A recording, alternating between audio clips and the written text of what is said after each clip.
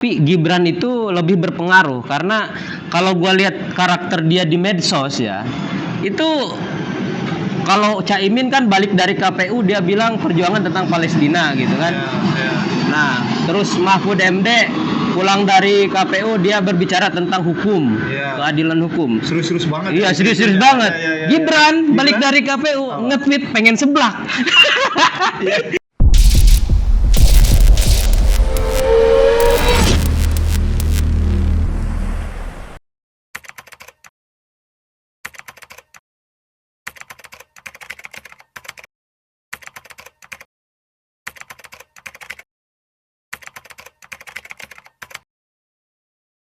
Saat ini Senopati Sindikat kedatangan tamu, anak muda yang saya sih mengatakan anak muda yang berbahaya.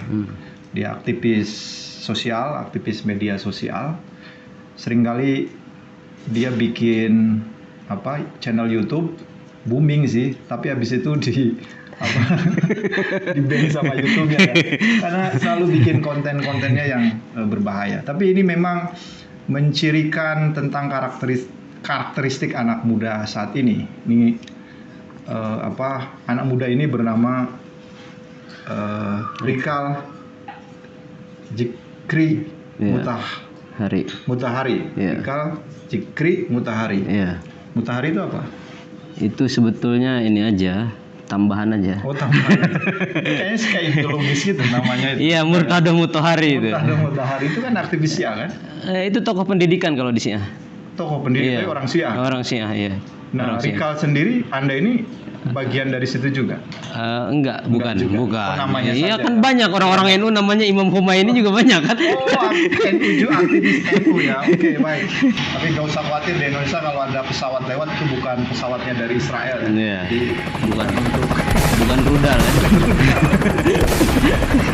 Jadi kita akan ngobrolin ini kali. Kita Apa akan nih, Bang? ngobrolin anak-anak muda, suara anak muda. Oh, iya. Sekarang kan ada kemunculan di pemilu 2024 ini, Iya. khususnya di Pilpres tuh kemunculan anak muda. Aspirasi anak muda lah ya. Ada Gibran ya. Iya. Gibran tuh baru 35 apa 38 lah ya, sekitar Iya, itu. 35-an kayaknya. 35-an, bukan cukup muda sekali. Iyalah, muda Dari banget. segi umur. Kemudian Kaisang juga kan. Kaisang seumuran saya kayaknya, Seumuran, ya kan? 27 apa. Iya kan? Juga gayanya selengean. Nah, ini kan kontroversi. Misalkan bahwa di sisi lain anak muda ini penting banget diapresiasi, diberikan kesempatan, misalkan putusan MK, Ya. kemudian mengakomodir anak muda. Tapi di sisi lain juga karena Gibran anak presiden itu seperti kayak karpet merah. Nah, sebenarnya bagi anak-anak muda ya, anak generasi Z khususnya yang generasi milenial sama generasi Z ini sekarang menempati untuk daftar pemilih itu sekitar 55% lah. Itu kan cukup dominan sekali. Iya. Ini sebenarnya Terbanyak anak-anak ya. muda ini berpengaruh gak sih sebenarnya kehadiran Gibran, Kaisang ini di politik nasional ini? Ini kan anak muda. Jadi saya harus konfirmasi ke anak muda. Soalnya generasi apa ya? Bukan milenial tapi saya kira juga saya nggak mengerti logika anak-anak muda sekarang gitu. Iya. Gini Bang, gue juga sebetulnya agak antara pesimis sama optimis tuh agak campur juga lihat anak muda ini kan. Kalau gue lihat sosok Gibran, apakah dia cukup menjadi representasi anak muda atau Kaisang lah? Abang bilang tadi Gibran, Kaisang. Menurut gue sih kita sebelumnya bicara soal peluru tak terkendali itu loh. Oh, itu kayak Mahfud dong ya? Oh, Pak Mahfud itu sekarang jualannya adalah peluru yang tidak terkendali ya. Iya. Itu kan juga dari Gus Dur ya. Iya, dari Gus Dur. Itu kan ampul lah kalau dia ngomong itu. Nah, itu simbol anak muda sebetulnya. Oh, simbol anak muda. Iya, peluru tak terkendali itu. Ada satu ungkapan Wahid Hasyim itu, bapaknya Gus Dur ya. Dalam sebuah syairnya dia bilang bahwa anak muda itu jangan takut dicemooh oleh generasi sebelumnya gitu loh. Karena lantaran kecakapan dia berbicara atau apa gitu. Jadi menurut gua sih Gibran ataupun Kaisang fine-fine aja lah untuk jadi figur anak muda gitu loh Bang. Nah, Nah, apakah ini hanya simbol atau memang mengakomodir aspirasi anak-anak muda gitu? Nah, ini gue belum paham nih di sini nih. Kalau gue sih melihatnya anak muda itu sosok Gibran dan Kaesang ya, dua orang ini cukup bikin orang ketar-ketir aja. Iya, baru satu pemuda dari Solo aja. Orang tua ya, maksudnya karena partai politik kan dipimpin sama orang-orang tua. Iya, orang-orang tua. Tapi saya juga agak pesimis juga karena kalau kita lihat, Abang kan dosen HI ya. Dulu pernah ada satu kejadian di Brexit itu loh. Nah, ketika Inggris melepas dari Uni Eropa itu kan sebetulnya warisan dari generasi sebelumnya untuk anak-anak muda Inggris gitu loh. Nah, kalau ini kan warisan atau bukan disebutnya gitu loh, dari Jokowi ke Nah, ini atau jangan-jangan dikudeta betulan sama anak muda. Nah, itu. Begitu nggak ceritanya? Gue gak tahu. Menurut Abang gimana? Kita justru malah ingin tahu dari anak-anak muda sendiri kan bahwa ini kan juga untuk menentukan apakah strateginya Prabowo misalkan memilih Gibran itu suatu keputusan yang tepat nggak ketika anak muda itu gitu loh. Kan kita pengen tahu dong anak-anak muda ini kan dia juga potensi untuk tidak milihnya juga besar sekali anak muda itu kan. Kalau dia nggak sesuai selera dia ngapain juga gitu kan. Nah itu kan anak muda begini yang saat ini kita perhatikan gitu. Iya memang betul, menurut gua sih pilihan Prabowo itu sudah betul, pilih Gibran daripada pilih Erick Thohir menurut gua ya. Oke lah, Erick muda juga gitu kan, dan dia pengusaha juga. Nah tapi Gibran itu lebih berpengaruh karena kalau gua lihat karakter dia di medsos ya, itu kalau Caimin kan balik dari KPU dia bilang perjuangan tentang Palestina gitu kan. Nah terus Mahfud MD pulang dari KPU dia berbicara tentang hukum, keadilan hukum. Serius banget. Iya, serius banget. Gibran balik dari KPU nge-tweet pengen seblak. Iya benar juga ya. Iya. Dari situ aja udah kelihatan ya seleranya. Iya, selera. Anak-anak muda juga kan misalkan ngomongin soal hukum yang serius begitu. Isu Palestina yang berat gitu kan. Sekali. Iya kan?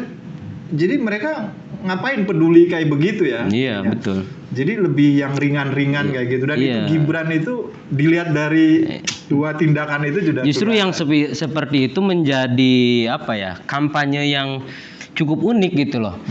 Jadi orang-orang tua ini kan Pak Mahfud, Caimin atau Mas Anies atau Pak Ganjar itu kan terlalu mungkin karena dia generasinya lebih tua. Nah Gibran ini kan dia generasi yang generasi milenial ya, milenial dan mendominasi di DPT pemilu di Indonesia gitu.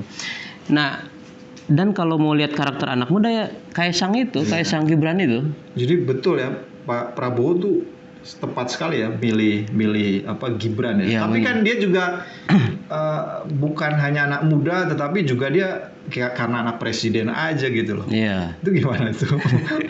Iya kan kadang memang beda antara kita sama Gibran kan. Gibran anak presiden gitu kan. Kita kan orang-orang biasa. Jadi kadang kita juga nggak bisa menyamakan antara privilege yang dimiliki oleh Kaesang dan Gibran ini dengan kita sebagai anak-anak muda biasa gitu kan. Anak-anak muda yang butuh perjuangan gitu. Nah sedangkan kalau gue lihat karakter anak muda Indonesia itu hari ini memang beda dengan orang-orang tua sebelumnya yang butuh proses. Sekarang ini akselerasi terus gitu loh. Dan instan, serba cepat. Gitu ya.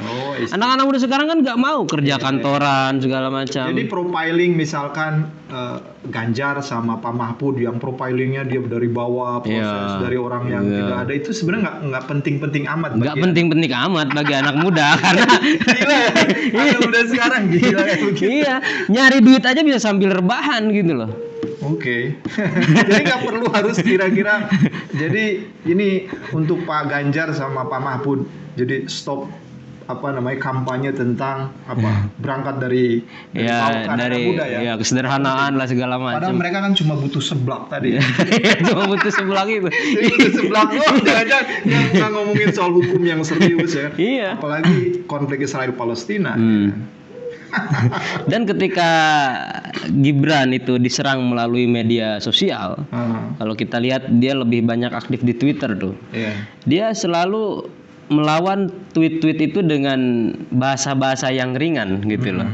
Misalkan dihina, ini lu keluarga presiden atau apa, di Gibran cuma, oh gitu ya, katanya gitu doang alasannya. Jadi gak terlalu hal yang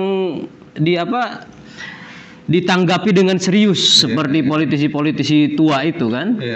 Itu. Jadi ya menurut gua sih Gibran cukup merepresentasikan anak muda Indonesia hari ini gitu. Apalagi kan tadi kita bilang ada yang banyak yang apatis terhadap politik.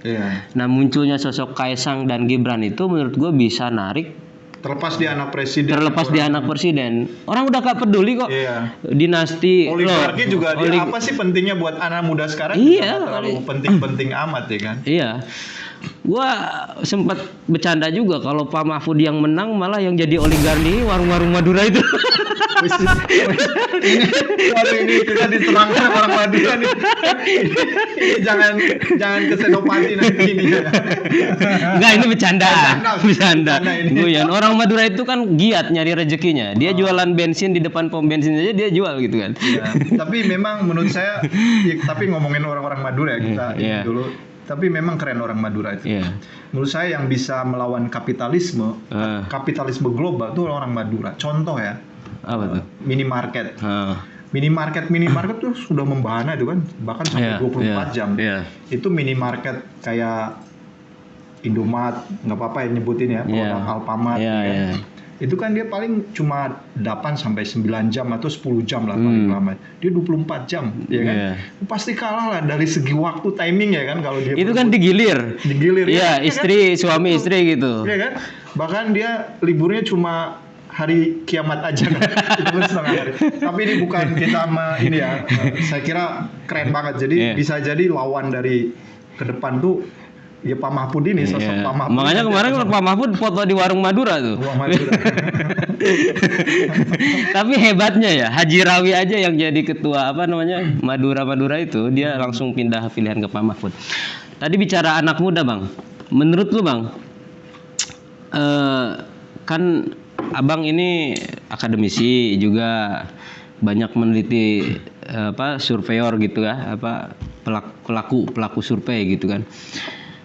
Nah, kalau Abang lihat sebagai generasi sebelumnya gitu, ini gimana sih Bang? Kira-kira yang mau diwariskan ke generasi kita nih dari generasi Abang itu kayak gimana gitu loh Bang? Sebenarnya belum ada polanya ya, kecuali misalkan saling memaksakan antara ketidaksepahaman antara generasi saya, generasi tua dengan anak muda. Generasi saya itu kan sebenarnya berjalan secara linear. Jadi lu kalau mau sukses A, B, C, D gitu kan, tahapan-tahapannya harus diikutin. Misalnya pendidikan. Contoh sekarang ini, yang dulu kita bangga-banggakan misalnya untuk masuk, untuk jadi sukses itu, meskipun di kalangan tua itu kan dominasi, misalnya sekarang UGM lah, ya ITB lah, kan, UI lah kan, itu kan masih generasi tua loh, ya kan?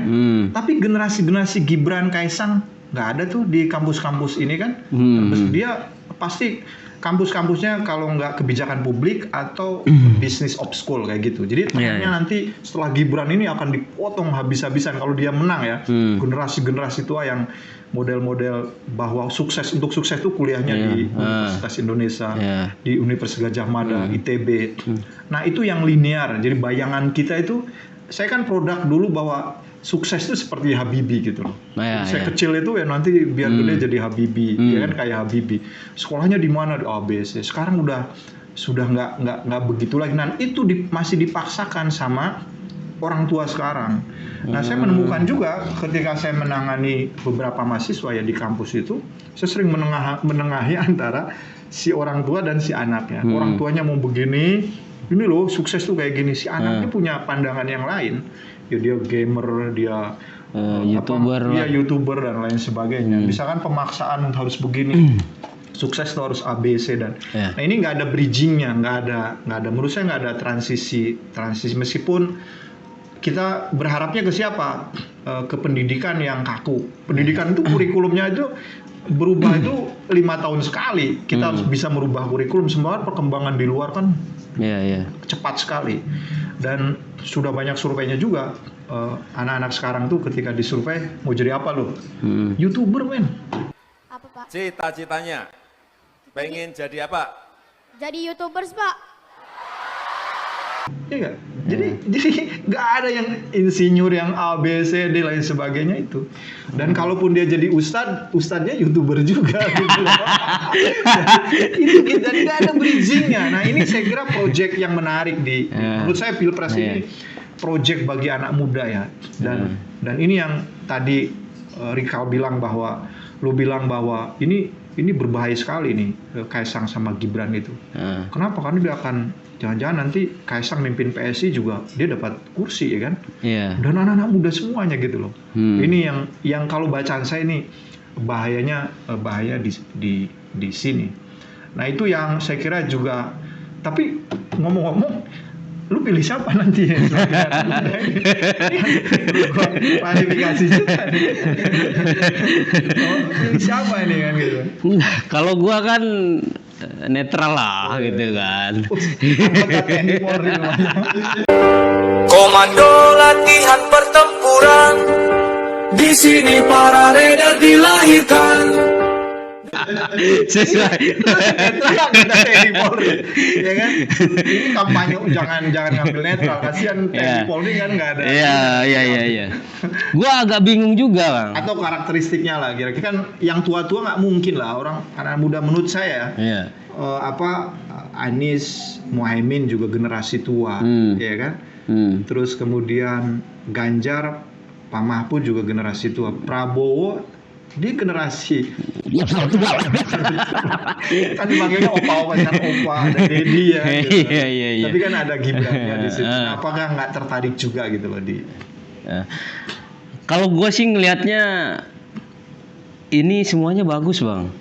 Semua calon ini bagus menurut gue. Ganjar bagus, Pak Mahfud bagus, Caimin juga bagus, kan. Mas Anies bagus, Prabowo apalagi sama Mas Gibran gitu kan. Nah, kalau gue lebih ke apa ya?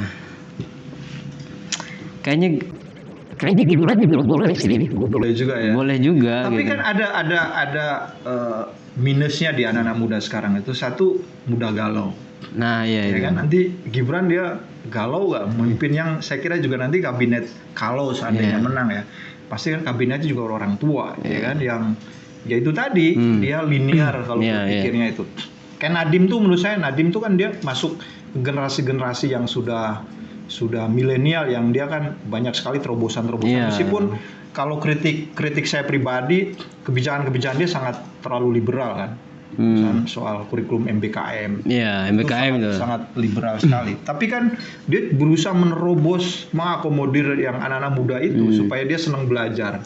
Tapi bagus juga Bang Nadiem itu menghapus skripsi itu loh. Ya itu bukan menghapus sih, pilihan-pilihannya pilihan. itu diperbanyak. Kan itu juga sering jadi hantu bagi. Iya, sebetulnya skripsi itu kan jadi sampah juga. Juga ini suara anak muda. Skripsi ini dengerin nih kampus.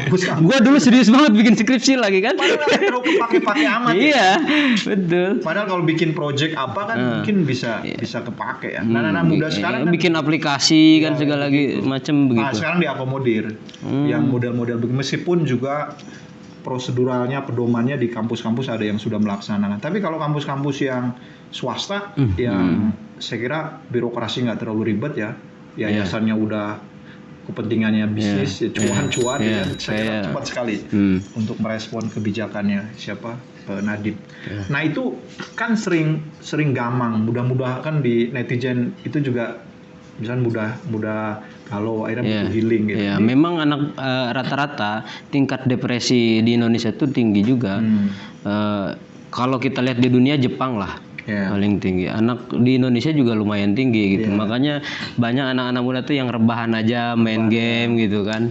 Jadi isu-isunya juga di kampanye jangan terlalu serius. Iya, jangan terlalu serius. Pak Mahfud, Gitu. terus Pak Ganjar, Pak Anies ya kan, sama Tapi Anies sama Caimin tuh cukup lucu juga yang main selepetan itu.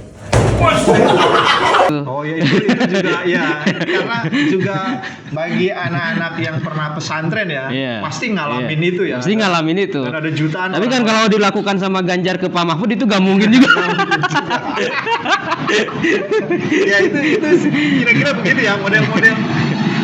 Justru ketimbang dia membacakan visi misinya, Iya. aksi-aksi itu justru malah Iya. mendapatkan reaksi. Gimana reaksi yang ini? Khususnya anak-anak muda. Jadi itu cukup viral banget itu, apalagi di kalangan pesantren ya, Iya, santri-santri yang milenial begitu. Karena cukup banyak juga pemilih yang santri itu, Bang. Iya. Iya. Tapi memang kemungkinan juga ada semangat anak-anak muda untuk milih juga potensinya besar ya kehadiran Iya. Gibran sama Sama Kaisang. Kaisang itu. Kecuali lu tetap netral ya kan.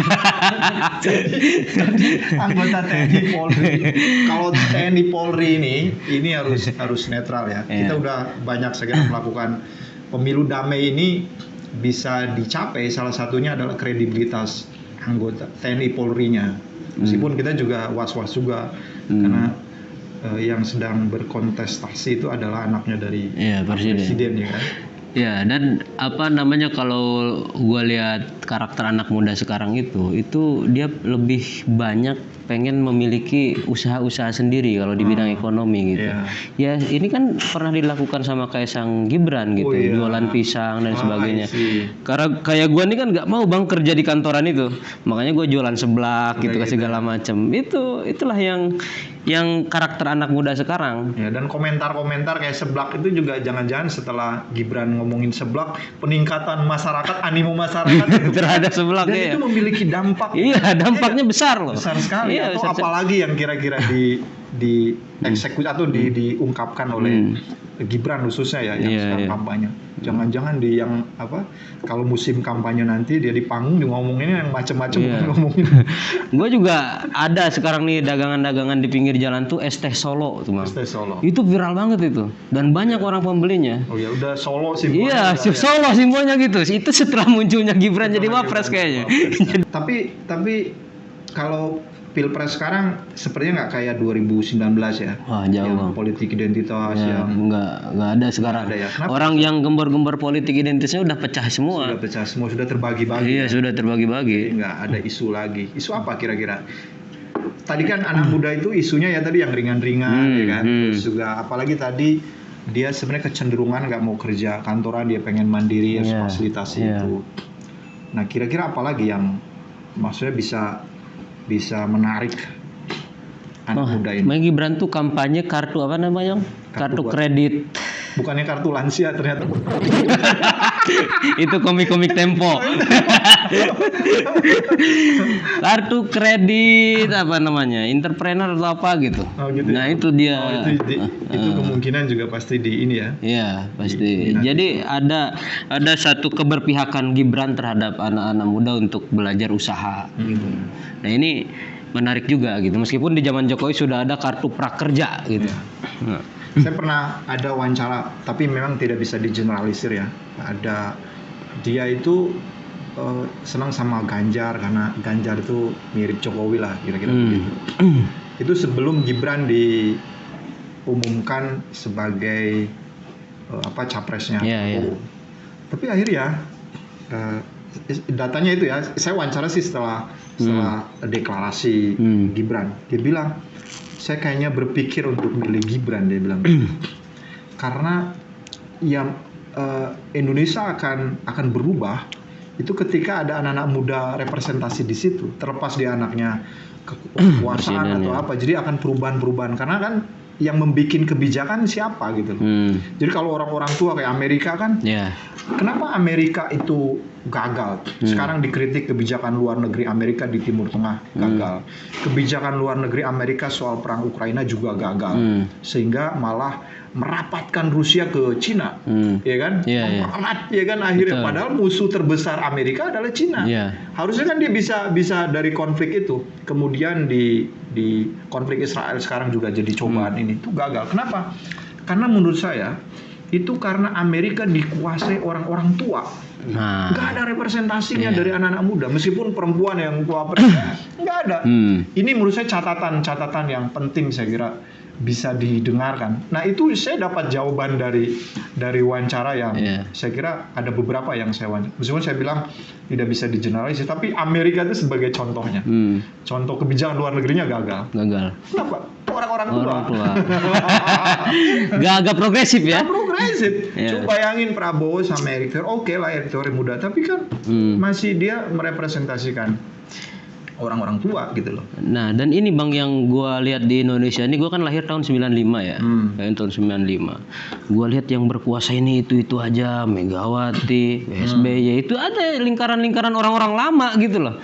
Nah, Gibran ini membawa harapan baru biar kita gak bosen gak lihat orang itu mulu gitu. Itu aja, jadi meskipun juga nanti kemungkinan lama juga nanti. Lu bayangin di DPR itu ada namanya Agun Gunanja Sudarsa.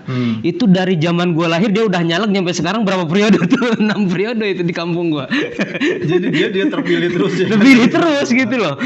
Jadi apa ya? Gue juga bosen liatnya. Makanya ini yang angin segar gitu loh bagi anak-anak muda. Walaupun dia bertahan beberapa tahun, tapi kan gelombangnya anak muda itu ya mungkin juga bridging dari yang tua ke itu, ada representasi dari situ. Mungkin itu harapan yang mungkin bisa kita harapkan dari situ. Mungkin bisa kita. Terlepas kita juga nggak tahu nanti siapa akan jadi pemenang di Pilpres 2024 ya. Tapi saya kira itu. Ya. Baik, terima kasih. Terima kasih juga anak muda yang berbaik ini. Mudah-mudahan bermanfaat buat kita semua. Salam Senopati Sindikat. Salam.